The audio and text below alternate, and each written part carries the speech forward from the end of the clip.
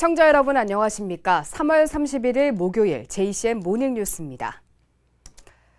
울산시가 울주군 삼동면 조일리 일원을 울산 알프스 관광단지로 조성하기로 했습니다. 영남 알프스와 반구대 암각화 등 서부권 관광 수요를 수용하는 내륙형 관광단지로 조성한다는 계획입니다. 박정필 기자입니다. 반갑습니다. 울산시가 서울주 관광시설 확충을 위한 울산 알프스 관광단지 조성 계획을 발표했습니다. 영남 알프스와 반구대 암각화 등 서부권 관광 수요를 수용하는 내륙형 관광단지를 조성할 계획입니다. 우선 오는 8월 울주군 삼동면 조일리 일원을 울산 알프스 관광단지로 지정할 계획입니다.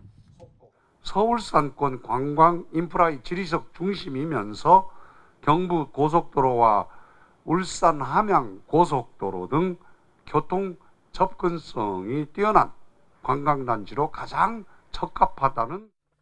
전액 민간 투자로 추진되는 울산 알프스 관광단지는 사업비 4,100억 원이 투입됩니다. 130만여 제곱미터에 들어서는 주요 시설은 콘도와 호텔 등 700실 규모의 숙박시설과 18홀 대중골프장과 워터파크 등 오락시설이 조성됩니다. 또 승마체험교실과 힐링연수원 등 휴양 문화시설도 함께 추진됩니다. 내년 12월 관광단지 조성계획 승인을 거쳐 2024년 1월 착공에 들어가 2025년 12월 준공을 목표로 하고 있습니다. 관광단지 조성 사업으로 생산 유발 효과 6,720억 원과 고용 창출 5,292명 등 경제적 기대 효과가 기대됩니다. 숙박시설이나 이런 부대시설들이 울주군에는 거의 전무합니다. 그래서 이 시설이 들어오면서 최루형 관광단지로 전환되는 계기가 되리라 확신합니다. 그러나 주민들은 지난해 4월 주민공청회에서 골프장만 조성하고 나머지 시설은 들러리가 아니냐는 우려의 목소리를 높였습니다. 이에 대해 울주군은 울산시와 함께 지역 주민과 상생할 수 있는 관광산업으로 육성하겠다는 입장을 밝혔습니다. 우리 행정에서는 최소한 동시 착공, 동시 준공이 할 수 있도록 총력을 기울여서 그래서 이 관광단지가 함께 아우러지도록 해내겠습니다. 울산시는 울산 알프스 관광단지를 연간 200만 명이 찾는 불경 최초의 산악중심 관광단지로 성장시킬 계획입니다. 영남 알프스의 자연과 역사를 품은 힐링 공간인 울산 알프스 관광단지는 서부권 관광의 거점 역할을 할 것으로 기대됩니다. JCN 뉴스 박정필입니다. 국민의힘 지방선거 공관위가 현역 국회의원의 지방선거 출마 시 10% 감점 규정을 5%로 완화하는 방침을 밝혔습니다. 이에 따라 울산에서는 3선의 이채희, 초선의 서범수 국회의원이 5% 페널티를 받고 울산시장 선거 경선을 치를 전망입니다. 공관위는 현재 7명인 울산시장 후보군들에 대한 서류와 면접, 기초조사를 거친 뒤 3명 정도로 압축하고 4월 20일까지 경선을 마치기로 했습니다. 공천심사는 당 정체성과 당선 가능성, 도덕성과 전문성, 지역 유권자와의 신뢰도 등을 우선 기준으로 정했습니다. 국민의힘 김두겸 울산시장 예비후보는 북구 지역의 제2 농산물 도매시장을 건립하겠다고 공약했습니다. 김 예비후보는 울주군으로 이전되는 농수산물 도매시장이 동구와 북구 주민들이 이용하기 불편하다며 북구에 한 곳 더 만들겠다고 밝혔습니다. 서범수 국회의원은 좋은 일자리를 만드는 CEO형 울산시장이 되겠다며 각종 규제 완화를 통해 대규모 투자를 유치하겠다고 공약했습니다. 서 의원은 또 그린벨트 조정을 통해 싼 값에 활용이 가능한 산단과 주거용지를 확보하겠다고 약속했습니다. 이채희 국회의원은 울산의 부유식 해상풍력은 실현 불가능한 일이라며 울산 시민을 기만한 정책 사기극이라고 주장했습니다. 이 의원은 설사 가능하더라도 외국 기업이 전기 요금 등 국민 혈세를 통해 20년간 최대 11조 2천억 원을 챙겨가는 국부 유출이 일어난다고 비판했습니다. 손사무 국민의당 울산 선대위원장이 동구청장 선거 출마를 선언했습니다. 손 예비후보는 동구의 산업단지를 유치해 일자리를 창출하고 도시농업 특화도시를 조성하겠다고 공약했습니다. 이철수 울산사회교육연구소장이 국민의힘 소속으로 중구청장 선거에 출마하겠다고 밝혔습니다.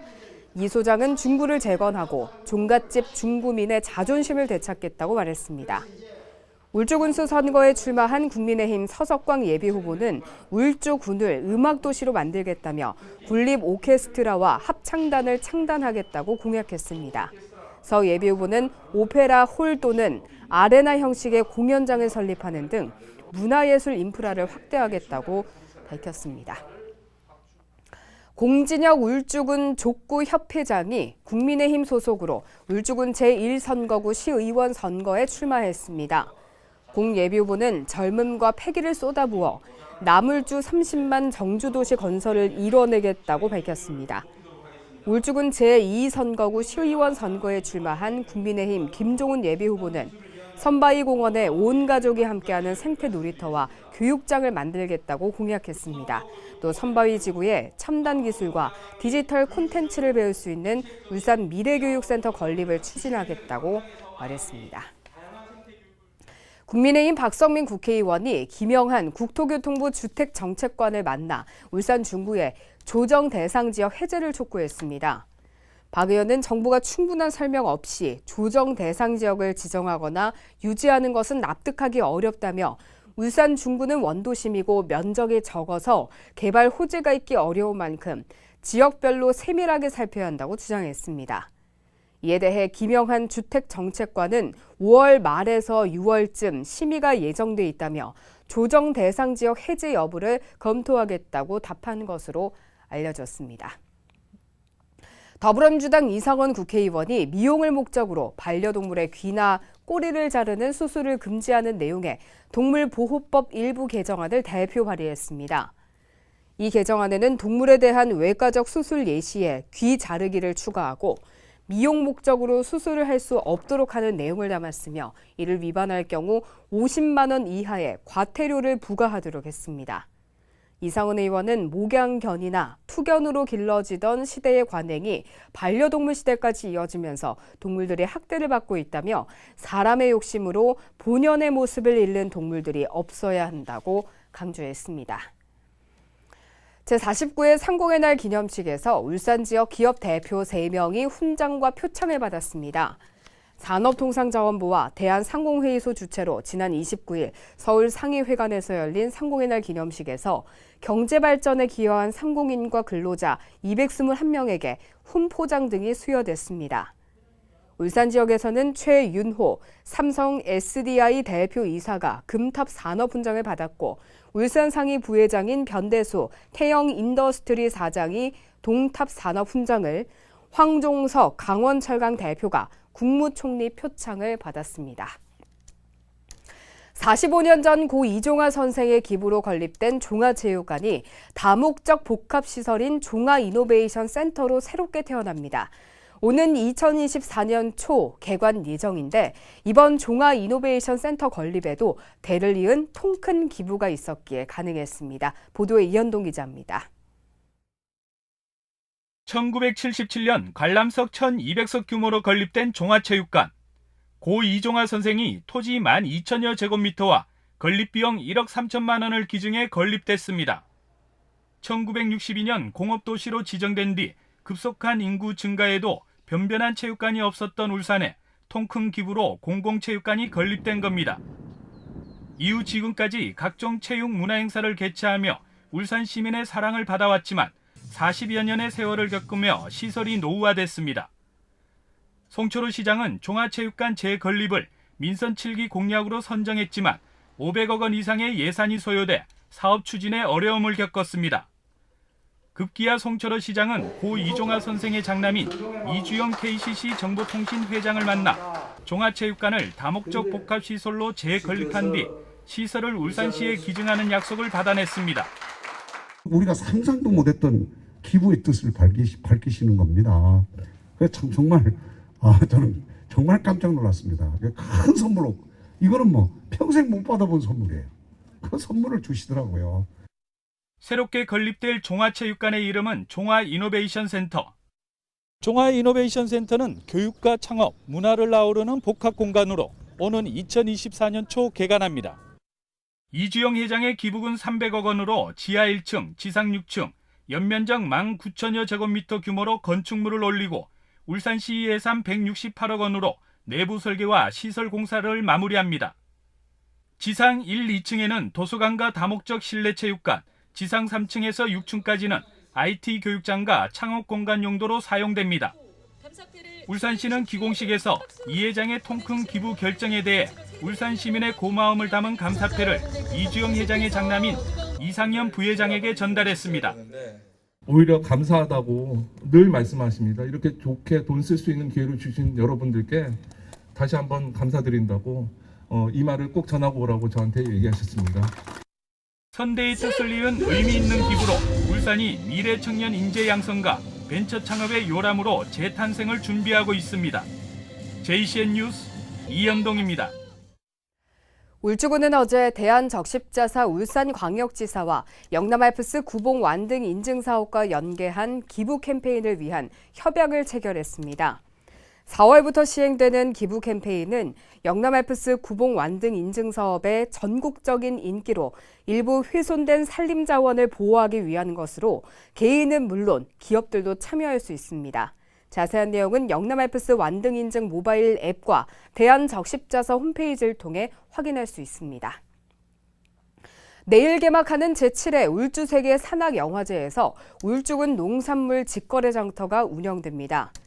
울주군은 내일부터 오는 3일까지 울주세계 산악영화제가 열리는 영남알프스 복합 웰컴센터에서 울주 농산물 홍보관과 직거래 장터를 운영한다고 밝혔습니다. 이 자리에서는 울주군에서 생산되는 배와 사과를 비롯해 제철 채소를 판매하는 로컬푸드와 울주 청년 창업 농업인이 직접 만든 치즈와 요구르트, 꽃차 등을 판매합니다. 2살 여아를 굶겨서 숨지게 한 친모와 계부가 재판에 넘겨졌습니다. 울산지검은 사망한 2살 여아의 친모와 계부를 아동학대 살해 등의 혐의로 구속 기소했습니다. 이들은 지난해 10월부터 이달 초까지 2살 여아와 17개월 된 남아에게 밥을 제때 주지 않고 방치해 2살 여아가 사망하고 17개월 된 남아를 영양실조에 이르게 한 혐의를 받고 있습니다.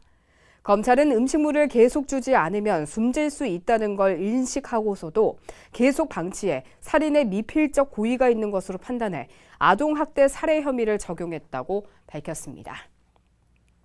울산 미포 국가산단과 매곡 일반산단, 테크노 일반산단 등 울산의 산단 3곳이 정부의 2022년 노후 거점 산업단지 경쟁력 강화 사업지구에 지정됐습니다. 울산시는 이에 따라 산단 대개조 사업을 본격적으로 추진하기로 했습니다.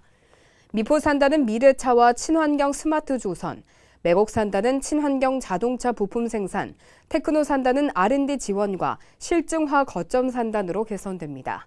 2024년까지 국비와 시비, 민자 등 4,900억 원이 투입되며 1,550여 명의 일자리 창출과 70여 개 모빌리티 기업 유치, 근로자 만족도 80% 달성을 목표로 추진됩니다.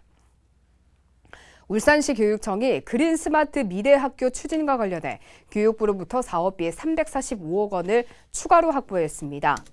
시 교육청은 이번에 확보된 사업비를 학급수 증가가 예상되는 농소중과 청량중의 개축공사에 활용할 계획입니다. 농소중은 현재 18학급에서 29학급, 청량중은 현재 8학급에서 22학급으로 학급수가 늘면서 개축대 연면적 증가에 따른 사업비 부족으로 어려움이 예상됐으나 이번 예산 확보로 해소됐습니다. 우크라이나 사태와 물가 상승 등의 영향으로 울산 소비자들의 경제 상황에 대한 종합적인 인식이 다소 떨어지긴 했지만 기준치를 11개월째 웃돌며 긍정적인 수준을 유지하고 있습니다. 한국은행 울산본부의 2022년 3월 소비자 동향 조사 결과에 따르면 울산 지역 소비자 심리지수는 101.3으로 전달보다 0.6포인트 하락했습니다. 그러나 이는 지난해 5월 이후 11개월 연속으로 기준치를 웃돌고 있는 것으로 관련 통계치 작성 이후 최장 기록입니다.